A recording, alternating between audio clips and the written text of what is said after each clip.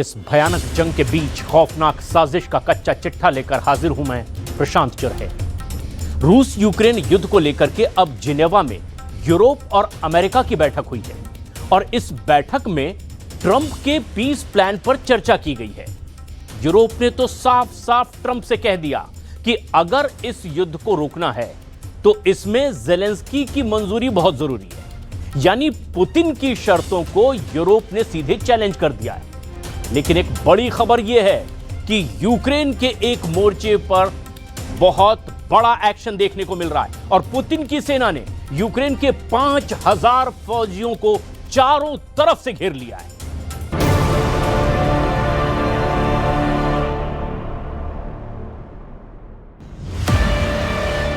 क्या ज़ेलेंस्की के युद्ध को अपनी पीठ दिखाने वाले ट्रंप ने तोड़ दी है अपनी कसम?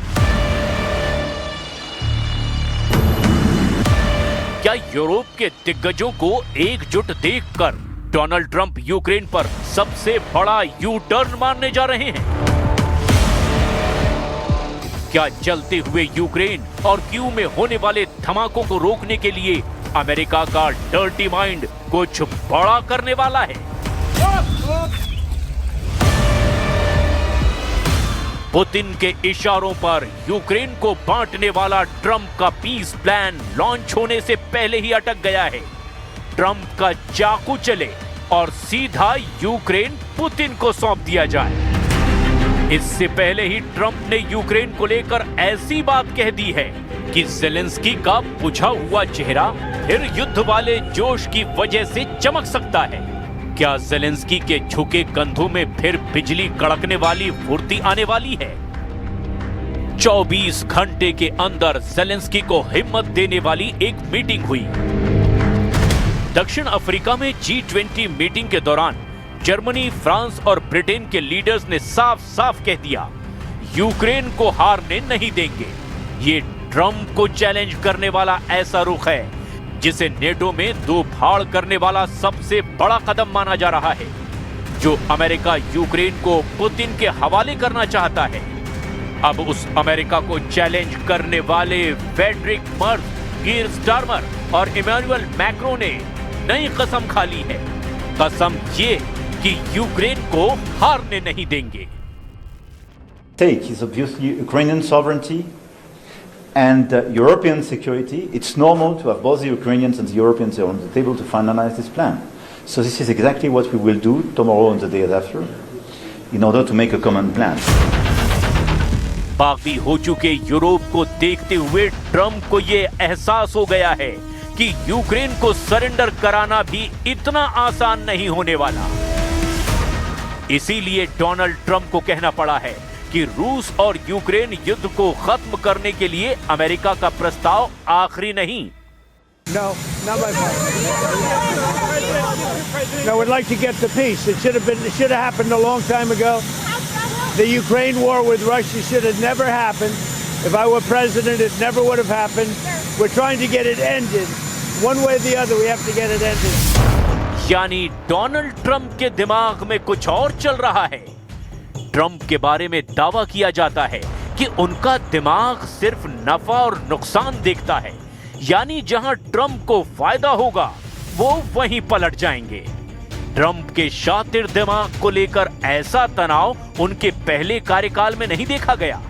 लेकिन अब यूक्रेन युद्ध ने अमेरिका के डर्टी माइंड की परत खोलनी शुरू कर दी है। यूरोप के लीडर्स की मीटिंग देखकर ज़ेलेंस्की ने भी कह दिया है कि हार नहीं मानूंगा, रार नहीं ठानूंगा। व्लादिमीर ज़ेलेंस्की ने कह दिया है कि अब यूक्रेन के सामने अपना सम्मान खोने या फिर अपने महत्वपूर्ण साथी अमेरिका को खोने, दोनों में से एक विकल्प को चुनना होगा। Всі відповідні директиви. Наші представники знають, як захищати українські національні інтереси і що саме потрібно, щоб Росія не здійснила третє вторгнення. Ще один удар по Україні.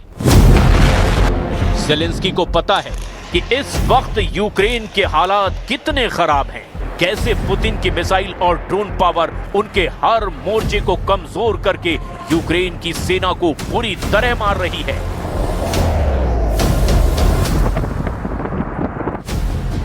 रूस का दावा है कि खार्किव के वॉर जोन में यूक्रेन के 5000 सैनिक फंसे हुए हैं। रूस ने कहा है कि ओस्किल नदी के पूर्वी तट पर यूक्रेन के करीब 5000 सैनिकों को चारों तरफ से घेर लिया गया है। इन हालात में रूस ने यूक्रेन पर हथियार डालने का दबाव और ज्यादा बढ़ा दिया है। 5000 सैनिकों को सरेंडर करना पड़ेगा, नहीं तो वो मारे जाएंगे। यूक्रेन की इसी मजबूरी को देखकर डोनाल्ड ट्रंप ने ज़ेलेंस्की से कहा कि अगर ऐसा ही युद्ध लड़ना है तो लड़ते रहो। Well, then he can continue to fight his little heart out.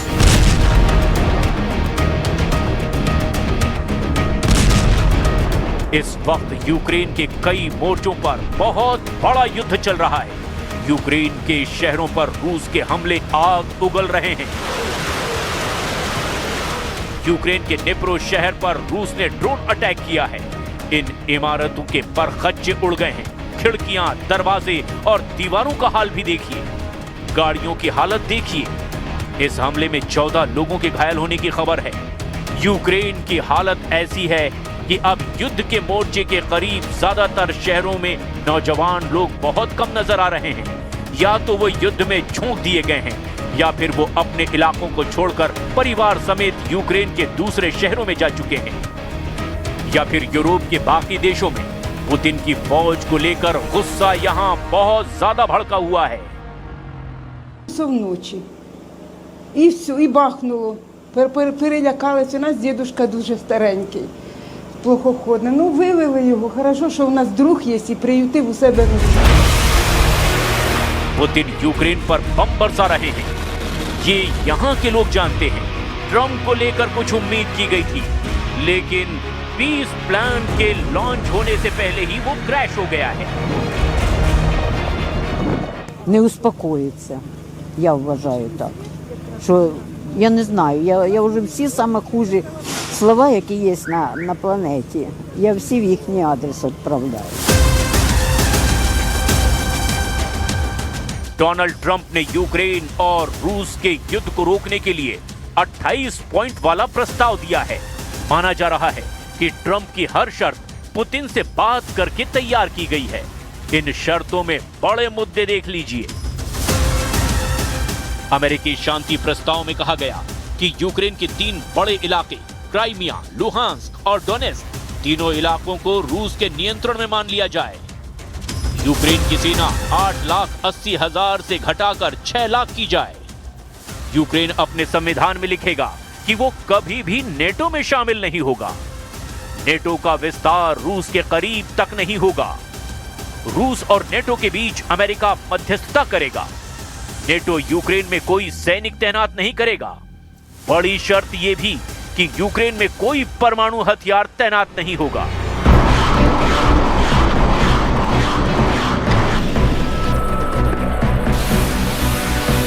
ये शर्तें मानने के लिए ज़ेलेंस्की के पास 27 नवंबर तक का वक्त है। यानी ट्रंप ने ज़ेलेंस्की को सोचने समझने के लिए अच्छा टाइम दिया है। खास बात यह भी है कि पुतिन को ट्रंप के शांति प्लान से कोई दिक्कत नहीं।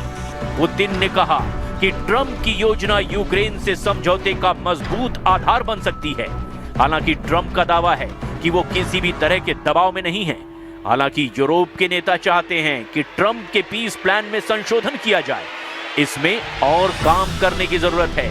सबसे बड़ी बात कि यूक्रेन में रूस के धमाके रोकने हैं, तो शर्तों में ज़ेलेंस्की की रजामंदी भी जरूरी है। Auf die gesamte europäische Politik, auf den gesamten europäischen Kontinent. Und deswegen engagieren wir uns hier auch so, denn wenn es eine Chance gibt, einen Frieden herbeizuführen, dann hat das auch Auswirkungen auf den gesamten europäischen Kontinent. फिलहाल सबकी नजर Donald Trump पर है, क्योंकि Europe को साफ साफ नजर आ रहा है कि यूक्रेन में तब तक धमाके होते रहेंगे जब तक ट्रंप खामोशी से देखते रहेंगे।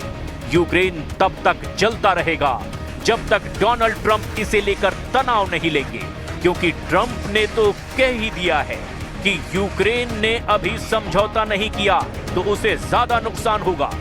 वैसे यूक्रेन युद्ध का दूसरा सच ये भी है कि जेलेंस्की ने पूरी तरह हार नहीं मानी है। यूक्रेन ने रूस पर ड्रोन हमले बढ़ा दिए हैं। ऐसे हमलों की वजह से रूस में एयरपोर्ट पर उड़ानें बंद करनी पड़ी है। यूक्रेन ने रूस के अंदर सैकड़ों किलोमीटर तक ड्रोन हमले किए हैं और अब इसकी वजह से रूस के तेल डिपो और हवाई अड्डों को काफी नुकसान हुआ है।